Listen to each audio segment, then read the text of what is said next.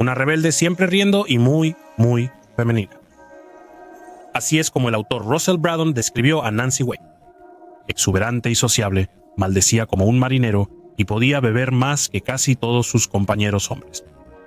Su historia es un viaje inspirador a través de los días más oscuros de la Segunda Guerra Mundial y de triunfo en circunstancias casi imposibles. Un líder intrépido, saboteador hábil y miembro dedicado de la resistencia francesa, Nancy hizo una contribución increíble a la lucha contra la Alemania nazi y su asombrosa habilidad para evadir la captura por parte de la Gestapo le valió el apodo de El Ratón Blanco. Su notoriedad entre la Gestapo creció tanto que pusieron una recompensa de 5 millones de francos por su cabeza. Nancy Wake se convirtió en la mujer británica más condecorada, reconocida por su valentía, resistencia e ingenio en la dirección de operaciones especiales británica. Historia heroica de valentía, amor y sacrificio sobre una mujer que desafió a los nazis y sobrevivió para contarlo.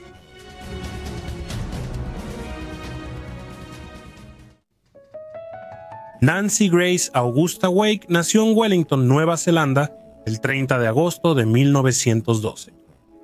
En 1914, su familia se mudó a Sydney, Australia, donde Nancy pasaría sus años formativos. Nancy, joven libre e independiente, dejó su hogar a los 16 para ser enfermera. En 1928, Nancy recibió una herencia de 200 libras de una tía fallecida, la cual usó para pagar su pasaje y explorar el mundo. Tras viajar a Nueva York, París y Berlín, estuvo en Londres entrenándose como periodista. En los años 30 decidió vivir en París y empezó a trabajar como corresponsal europea para los periódicos Hearst. Nancy disfrutaba su vida parisina, trabajando arduo como periodista y pasando largas y glamurosas noches en los cafés y clubes famosos de París.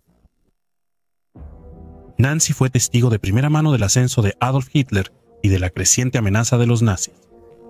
Un amigo, exmiembro socialista del Parlamento alemán que huyó tras la llegada de Adolf Hitler en 1933, le relató a Nancy y sus amigos la grave situación política en Alemania. Nancy y algunos colegas decidieron en 1934 viajar a Viena para presenciar los acontecimientos políticos y vender artículos. Allí, presenciaron el maltrato y la persecución de la población judía local. En un viaje a Berlín, Nancy presenció la presencia constante de la Sturmabteilung, también llamada camisas pardas, y su trato cruel hacia los judíos. Estas experiencias moldearon las convicciones de Nancy y alimentaron su determinación de luchar contra la tiranía nazi. Nancy volvió a su vida en París, donde continuó durante años con su vida relativamente despreocupada. Adoptó un terrier de pelo duro llamado Picón, con quien se volvió inseparable. En octubre de 1934, viajando a Marsella para escribir sobre la visita del rey Alejandro de Yugoslavia a Francia, presenció su asesinato en la Canebière. En medio del caos, Nancy se resguardó en un bar cercano y conoció a la joven yugoslava Estefanía. Se hicieron amigas para siempre. Ambas vivieron juntas en un departamento en París y pasaban las noches cortejando a varios pretendientes, mientras Picón esperaba su regreso tras largas salidas. Con la situación europea empeorando, París se volvió un centro de refugiados. La gente huía tanto de la Alemania nazi como de la Guerra Civil Española. Una guerra total en Europa parecía inevitable, solo era cuestión de tiempo. En 1936, en un club nocturno en Juan-les-Pins, Nancy conoció al acaudalado industrial francés Henri Fioca. Nancy salía con un estadounidense y Henri tenía una rubia atractiva esa noche. Nancy no se impresionó al principio por la actitud de playboy de Henri. Sin embargo, a medida que pasaban más tiempo juntos, ella empezó a apreciar su encanto, ingenio e inteligencia. Ambos se enamoraron rápidamente. Enrique Fioca nació en Marsella en 1898. Como exitoso hombre de negocios, heredó una importante naviera. Esto le dio gran riqueza y estatus social. Pese a su origen privilegiado y fama de mujeriego, Fioca era reconocido por su generosidad y bondad. El noviazgo de Nancy y Henri fue romántico y sin preocupaciones. Ya fuera tomando pastis, cenando en bistrós populares o vacacionando en Cannes y Saint-Tropez, no se daban cuenta de lo pronto que todo cambiaría. Con la guerra en Europa acercándose, Henri le pidió matrimonio a Nancy en 1939. La propuesta fue inesperada, pero tras unos días de suspenso, ella aceptó agradecida. Nancy dejó su departamento en París y se mudó a Marsella para reunirse con Henri. La pareja planeaba casarse unos meses después, en 1940, si las circunstancias lo permitían. Nancy, quien se consideraba tan británica como australiana o neozelandesa, decidió pasar un mes en Inglaterra antes de su boda. Sin embargo, como quiso el destino, Nancy bajó de su tren en la estación de Paddington el 3 de septiembre de 1939 para ser recibida con la impactante noticia del estallido de la Segunda Guerra Mundial. Nancy debió abandonar sus planes y regresar rápido a Francia. Enrique y Nancy adelantaron su boda y celebraron su recepción el 30 de noviembre de 1939 en el Hotel du Louvre Paris. Después de una breve luna de miel en Cannes, los recién casados regresaron a Marsella, donde Nancy se instaló en su nueva vida como ama de casa francesa. Durante la Guerra de Mentira, Enrique y Nancy almacenaron productos enlatados, café, azúcar, té y cigarrillos, anticipándose al racionamiento y la escasez. Tras marzo de 1940, Enrique fue llamado al ejército francés. Nancy quiso apoyar la guerra y convenció a Enrique de comprarle un vehículo que convirtió en ambulancia. Nancy se unió a una ambulancia voluntaria y hasta junio de 1940 trasladó refugiados, soldados y civiles heridos al hospital. Los horrores que vio, como civiles y niños ametrallados, reforzaron su determinación de oponerse a la Alemania nazi. Cuando París cayó, Nancy tuvo que volver a Marsella, donde poco después se reunió con Henri, que regresaba del servicio militar. El mariscal Philippe Pétain, héroe francés de la Primera Guerra Mundial, fue jefe del gobierno de Vichy, régimen títere que colaboró con los nazis. Firmó la convención de armisticio con la Alemania nazi en Compiègne, dividiendo efectivamente a Francia en la zona ocupada por los alemanes y la llamada zona libre. La situación de Francia empeoró tras la evacuación de la Fuerza Expedicionaria Británica de Dunkerque en mayo y junio de 1940. El ataque británico a la flota francesa en Mers el-Kébir el 3 de julio de 1940 tensó más las relaciones anglo-francesas. Los franceses confiaron en el general Charles de Gaulle. Después de la firma del armisticio, huyó a Londres y estableció las fuerzas francesas libres. El 18 de junio de 1940 pronunció su famoso discurso por radio, llamando al pueblo francés a resistir la ocupación alemana y unirse a la lucha por la libertad. El liderazgo y visión de Gaulle impulsaron la resistencia francesa contra el régimen nazi. Mientras la guerra en Europa empeoraba, Nancy se sintió atraída por la resistencia francesa. Su odio apasionado hacia los nazis y su amor por su país adoptivo, Francia, la impulsaban.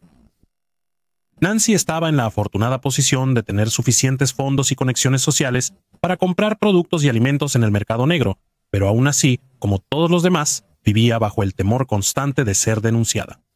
Lo único peor que caer en las garras de la policía de Vichy era enfrentarse cara a cara con la Gestapo. Mientras Nancy planeaba su siguiente movimiento, seguramente no tenía idea de lo desesperada que estaría la Gestapo más adelante por atraparla.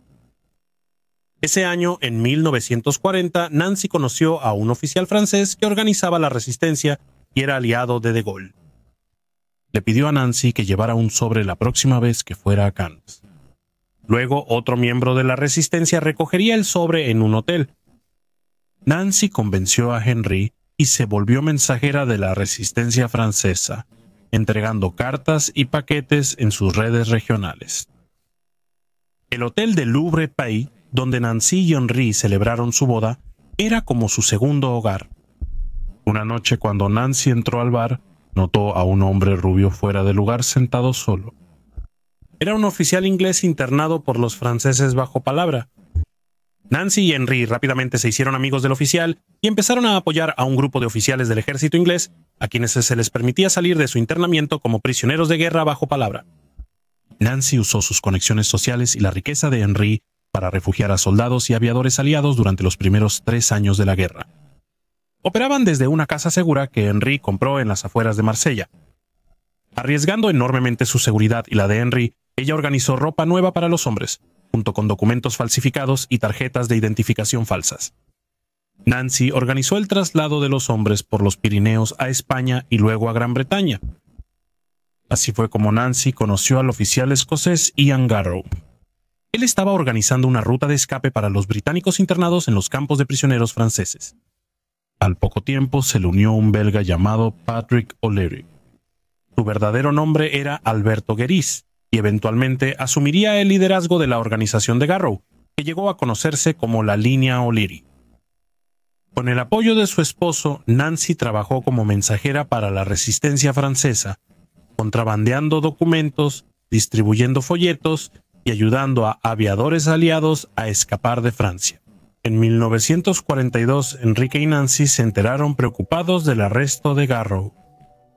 Debía cumplir 3 meses de confinamiento solitario y luego sería trasladado al campo de concentración de Morssac para cumplir una condena de 10 años. Garrow le escribió a Nancy para pedirle su apoyo y ayuda. Estaba muriéndose de hambre y estaba ansioso por su traslado a Morssac. O'Leary había contratado a un abogado prominente de Marsella para defender a Garrow, pero el abogado no hizo absolutamente nada para ayudar a su cliente y, ya sea por inacción o incompetencia, perdió la apelación de Garrow. Nancy se sintió obligada a ayudar a Garrow, pero Henry estaba reacio debido a los riesgos que la participación de Nancy presentaría. Al final, Nancy convenció a Henry de aceptar su plan. Nancy tenía la intención de hacerse pasar por la prima de Garrow y enviarle paquetes de comida, además de visitarlo una vez que fuera transferido a Morssac. Luego, Nancy recibió la visita de un compañero de prisión de Garrow que había sido absuelto y liberado. Buscó a Nancy por petición de Garrow y le contó que en la prisión decían que un guardia en Morssac aceptaba sobornos para facilitar un escape. Nancy apenas lo pensó 2 veces antes de aceptar hacer todo lo posible para liberar a Garrow. El 11 de noviembre de 1942, Nancy salió de Marsella rumbo al campo de Morssac, cerca de Bergerac. Fingiendo ser prima, Nancy visitó a Garrow, pero no logró identificar al guardia amigable. En su segunda visita a Morssac, Nancy fue abordada por el presunto guardia de la prisión en un bar. A cambio de su ayuda, el guardia exigió un pago de 500.000 francos, por un depósito inicial de 50.000 francos. También requería un uniforme de guardia para que Garrow lo usara de disfraz en su escape. El problema era que a Nancy le faltaban 40.000 francos. Tuvo que pedirle a Henry que enviara el resto del dinero por telégrafo a la oficina de correos más cercana, donde ella lo recogió y pagó al guardia. Nancy pasó un mal momento al ser interrogada al día siguiente por la policía de Vichy tras recibir un aviso sobre la suma de dinero recibida. Siempre con su labia, Nancy se las arregló para salir de la situación convenciendo a las autoridades de que para una mujer de su estatus, 40.000 francos era solo una pequeña suma y muy necesaria para pagar su cuenta de bebidas. Tras introducir de contrabando un uniforme de guardia en el campo, Garrow escapó disfrazado durante el cambio de guardia. Saltó al auto que lo estaba esperando y fue llevado rápidamente a Toulouse para recuperar sus fuerzas. Más tarde pudo cruzar con éxito los Pirineos hacia España. Desde ahí regresó a Inglaterra. Cuando un gendarme francés avisó a Nancy sobre la fuga de su primo, ella, como una ama de casa francesa ingenua, llamó emocionada a Henry para contarle lo feliz que estaba con la noticia. Sospechaba que la Gestapo estaba escuchando a través de una intervención telefónica, así que era lo más discreto y natural que podía hacer. Poco después, Nancy empezó a escuchar rumores de que la Gestapo estaba buscando a una mujer a la que comenzaron a llamar el ratón blanco. Nancy sabía que la buscaban y debía ser más cautelosa. La situación empeoró cuando la Alemania nazi invadió la zona libre en noviembre de 1942. La presencia tanto de la policía de Vichy como de la Gestapo en Marsella hacía aún más peligroso participar en la resistencia. Al acercarse la Navidad de 1942, Nancy seguía sacando aliados de Francia y era mensajera de la resistencia. Quería tener una Navidad lo más normal posible pese a la guerra. Enrique tenía un chalet en Navache y, como era costumbre antes de la guerra, Nancy compró un lechón y un pequeño terreno para cultivar papas y alimentarlo. Un agricultor local debía engordar al cerdo para Navidad. Nancy viajó en autobús a Navache para recoger la carne de cerdo del mercado negro cuando el animal estuvo listo para el sacrificio. Sin embargo, los lugareños le dijeron que la Gestapo buscaba a una joven que había tomado el autobús de Navache. En su lugar decidió regresar a Marsella en tren. Arrastró la maleta de unos 60 kilos de los mejores cortes de cerdo al compartimiento de equipaje. Para su consternación, en el compartimiento la acompañó un joven que parecía un oficial alemán. Poniendo en práctica su astucia, comenzó a coquetear con el hombre, logrando finalmente convencerlo de que bajara su maleta del tren al llegar a Marsella. Cuando él y Nancy fueron detenidos por la aduana para revisar la maleta, él sacó galantemente sus papeles de la Gestapo y los pasaron rápidamente por la aduana sin ser registrados. Nancy, agradecida, prometió al joven reunirse para una copa. De más está decir que lo dejó plantado, y Nancy y Henry prepararon una gran comida para sus amigos esa Navidad. 1943 trajo más sufrimiento al pueblo francés con la creación de la milicia. Esa cruel fuerza auxiliar francesa del ejército alemán fue creada para perseguir a la resistencia francesa. Nancy empezó a sospechar que la estaban vigilando. Nancy pensó que escuchaba leves clics cuando usaba el teléfono, así que supuso correctamente que su línea había sido intervenida. Después, una mano amiga le avisó a Nancy que vieron a un hombre revisando su buzón. El dueño del café en la esquina de la calle de Nancy advirtió que vio a un hombre siguiendo a Nancy cuando salió de su casa. Nancy entendió que debía salir de Francia por su seguridad. Con el corazón pesado decidió dejar a su amado esposo, sabiendo que quizás la separación sería permanente. Nancy empacó sus maletas, guardando joyas en el bolso de mano y billetes en el sostén. Henry y Nancy solo pudieron despedirse casualmente porque el comisionado de policía de Vichy era su vecino. Trágicamente, Nancy nunca volvería a ver a Henry.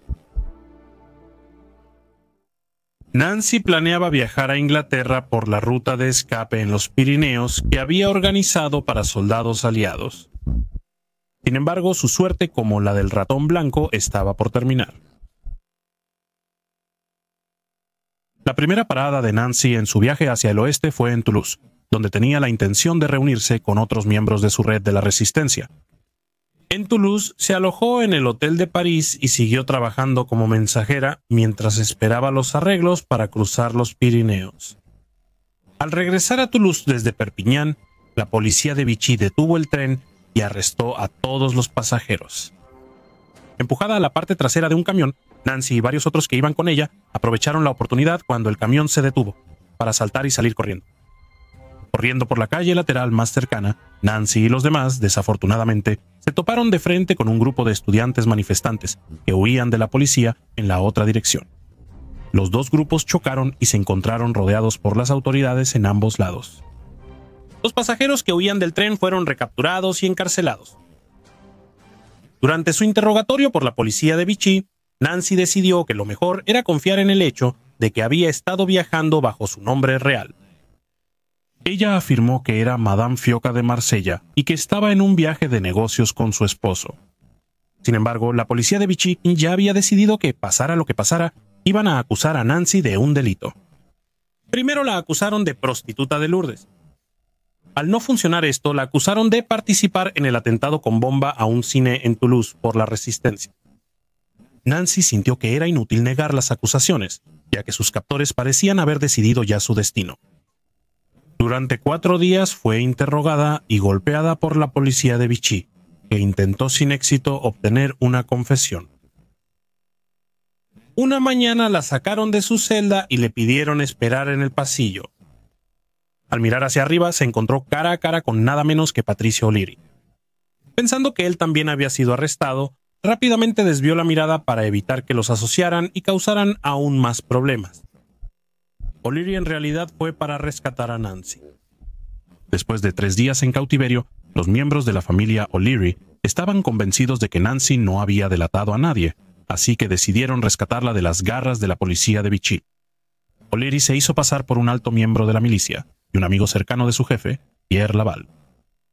O'Leary decía que Nancy era su amante y que viajaban juntos hasta separarse en el caos del tren. Comentó que Nancy guardó silencio por temor a la ira de su esposo celoso. Tras unos momentos tensos, el comisionado de policía se convenció. O'Leary y Nancy salieron del cárcel tomados del brazo. El ratón blanco escapó de su enemigo y estaba libre de nuevo. Tras ser liberada, Nancy se refugió con Françoise, donde debía ocultarse hasta escapar a la montaña. Françoise, una resistente inquebrantable que fumaba en cadena y tomaba café negro, ofrecía comida y refugio a quienes buscaban cruzar las montañas hacia la libertad. Nancy y los demás de su grupo hicieron varios intentos fallidos de cruzar los Pirineos debido a la fuerte presencia nazi y de la milicia a lo largo de la frontera. Un sexto intento de cruzar fue pospuesto porque Françoise estaba planeando la fuga de 10 hombres de la prisión de Castres. Un guardia más amistoso hizo posible la fuga al ofrecerles a sus compañeros una botella de vino adulterado la noche en cuestión. Esto hizo que los guardias se quedaran dormidos de inmediato y permitió que los prisioneros escaparan sin levantar ninguna alarma. Los 9 prisioneros y el guardia se unieron a Nancy y Françoise, pasando unos días ocultos y lavando su ropa embarrada hasta dejarla apta para usar en público sin sospechas.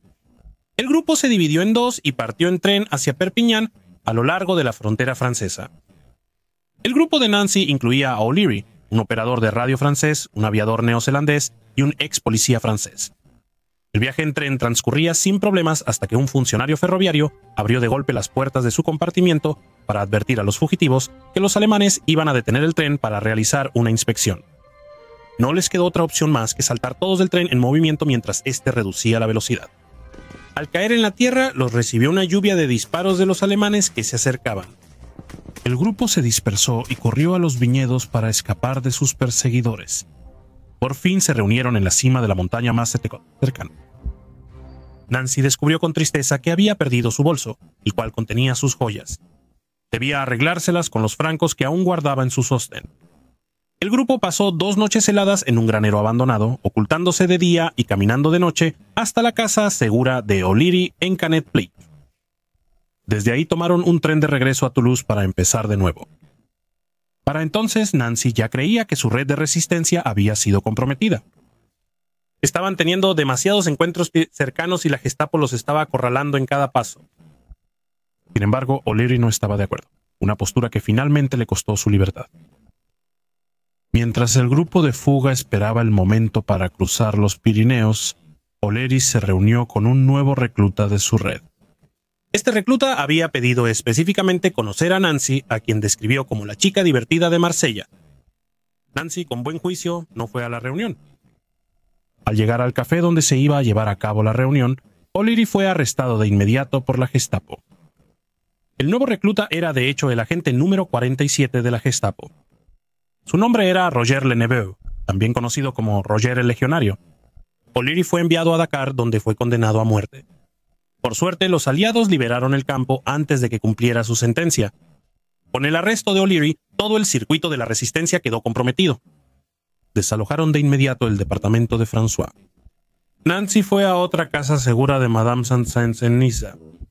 Se decidió que no había otra opción más que arriesgarse una vez más y regresar a Perpiñán y cruzar las montañas. Antes de que pudieran siquiera intentar de nuevo, se presentó otro obstáculo. Nadie sabía la identidad del hombre que debía organizar a sus guías para cruzar las montañas, ni la contraseña que requería. La industriosa Nancy, siguiendo algunas pistas, fue directamente a la puerta de la casa del hombre que sospechaba que era el indicado. Cuando respondieron a su llamado, se presentó directamente como Nancy Fioca y le dijo al hombre que ambos trabajaban para O'Leary y que necesitaba llegar a España. Su enfoque directo funcionó y el hombre hizo pasar a Nancy para discutir los arreglos. El grupo de Nancy consistía en ella, un neozelandés, 2 estadounidenses y el expiloto de Air France Bernard Gowan. Los pasaron de contrabando en un camión de carbón hasta donde iniciarían su caminata por las montañas. Se reunieron con sus guías españoles y emprendieron el viaje por las altas montañas, donde era menos probable hallar patrullas alemanas con perros. El viaje de unas 48 horas exigía marchar 2 horas y descansar 10 minutos entre cada tramo. Pese a la caminata extenuante, el frío y una tormenta de nieve, cruzaron un río hacia territorio español 2 días después. Recibieron comida caliente y pasaron 2 noches recuperándose en una casa segura. La noche previa al traslado de Nancy y su grupo a Barcelona, las autoridades españolas allanaron la casa segura. Los desafortunados fugitivos fueron capturados y enviados a una cárcel local donde pasaron 3 noches sin comida ni agua. Nancy y los demás fueron juzgados por entrar ilegalmente a España, pero el gobierno británico intervino y pagó sobornos para lograr su liberación.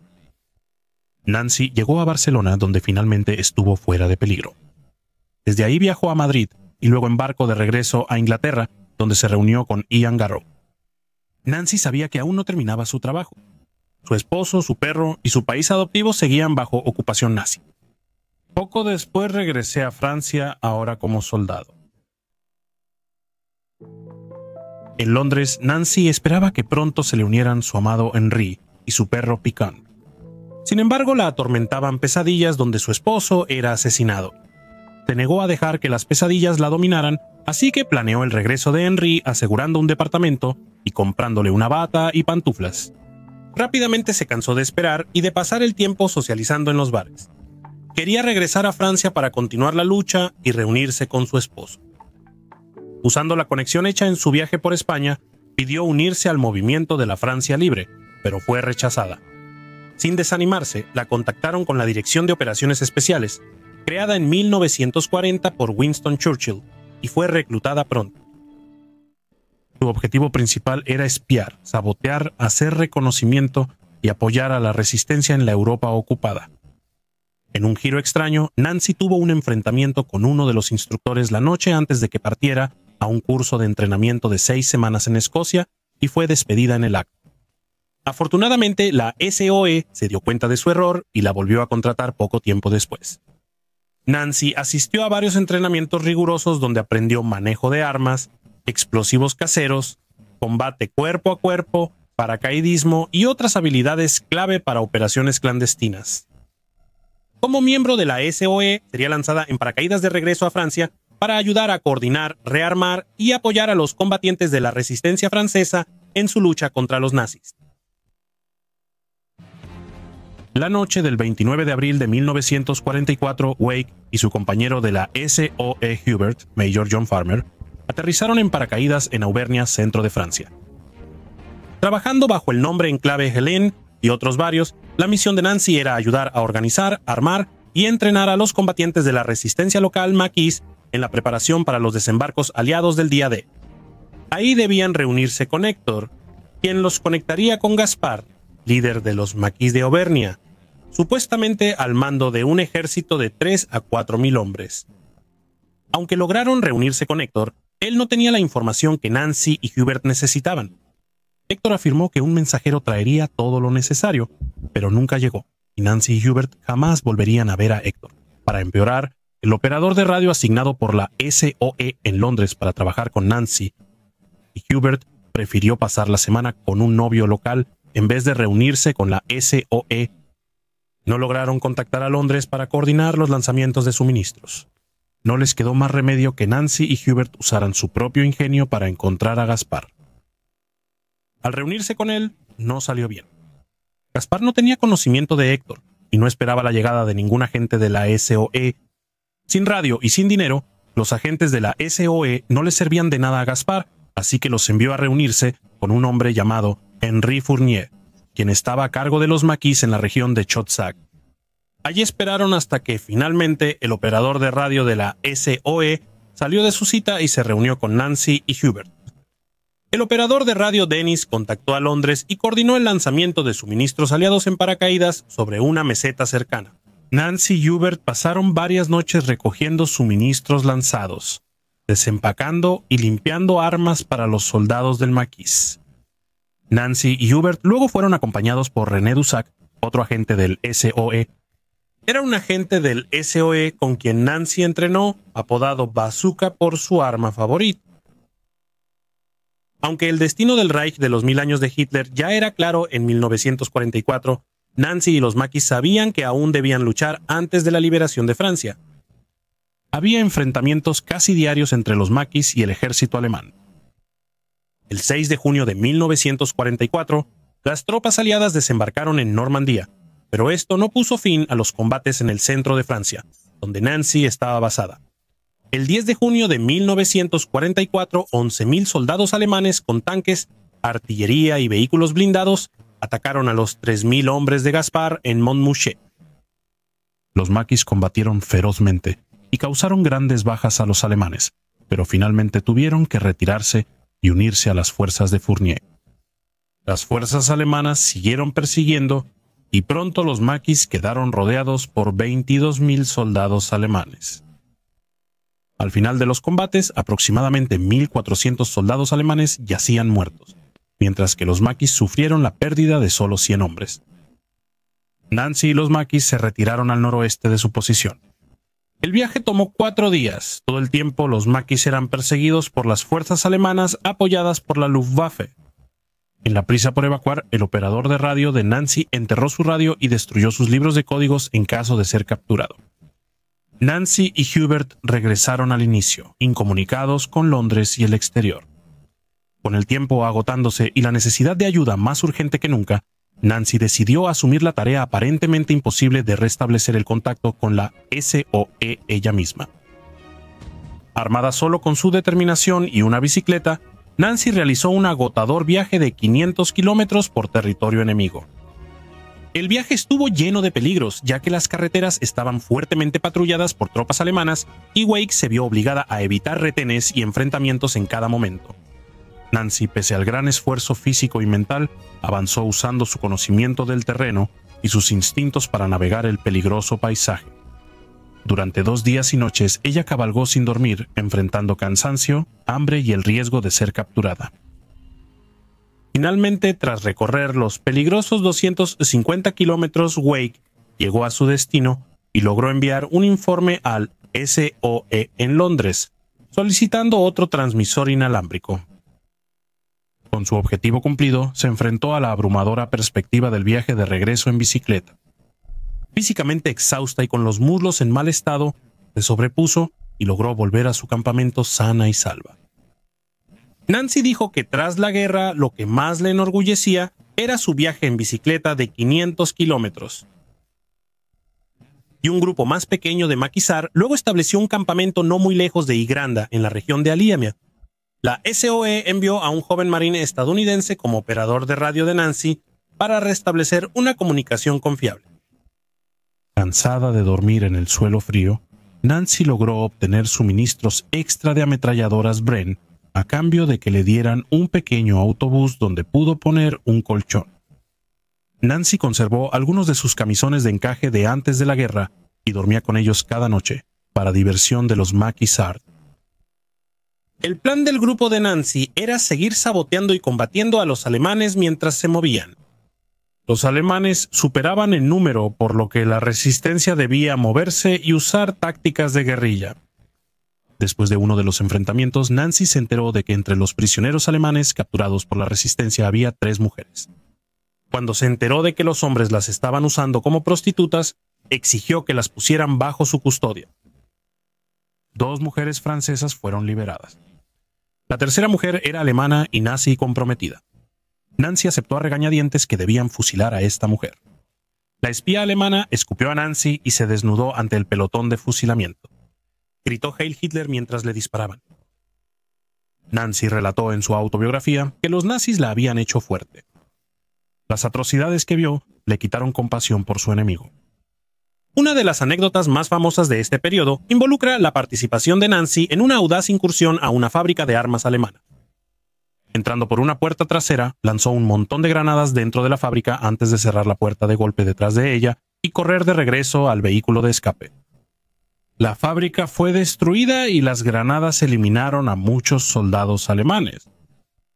Nancy también afirmó en una entrevista después de la guerra que mató silenciosamente a un centinela con sus propias manos dándole un golpe de judo en la nuca. Ella dijo, enseñaban esto del golpe de judo con la palma de la mano en el SOE. Y yo lo practiqué mucho, pero esta fue la única vez que lo usé, y sí lo mató. Realmente me sorprendió. El 15 de agosto de 1944 comenzó la invasión aliada en el sur de Francia. Mientras los aliados avanzaban hacia la victoria, Nancy siguió liderando a su equipo maquis en exitosas campañas de guerrilla contra los nazis.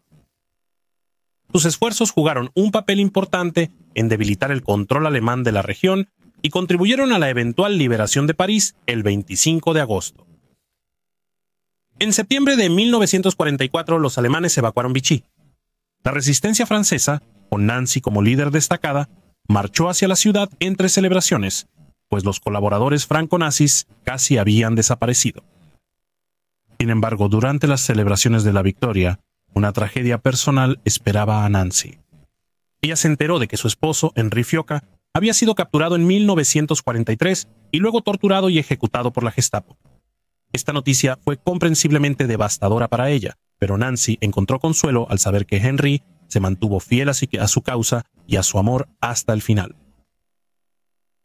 Después de la guerra, Wake regresó a Gran Bretaña y continuó su trabajo en el Departamento de Inteligencia del Ministerio del Aire británico antes de regresar a Australia en la década de 1950. Se postuló 2 veces sin éxito para el Parlamento como candidata liberal. En 1957 se volvió a casar, esta vez con un exmilitar australiano llamado John Forward. Estuvieron casados 40 años hasta la muerte de John en 1997. Las hazañas de Nancy en la guerra le dieron numerosos reconocimientos, como la Medalla George del Reino Unido, la Medalla de la Libertad de Estados Unidos y de Francia, la Medalla de la Resistencia, 3 Cruces de Guerra y la Legión de Honor, entre otros. Nancy dijo que siempre se sintió poco valorada por su país natal, ya que los sucesivos gobiernos australianos se negaron a otorgarle algún reconocimiento. Hasta 2004 fue nombrada compañera de la Orden de Australia.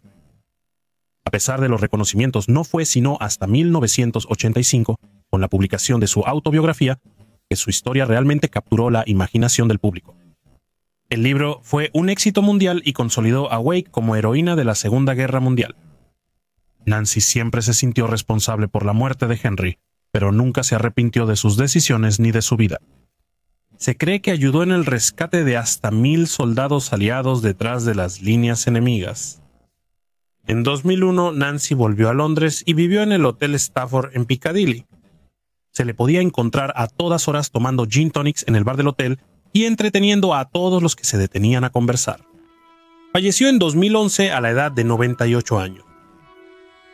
Las cenizas de Nancy se esparcieron en las colinas de Auvernia, donde lideró a su equipo maquis en la lucha contra los nazis.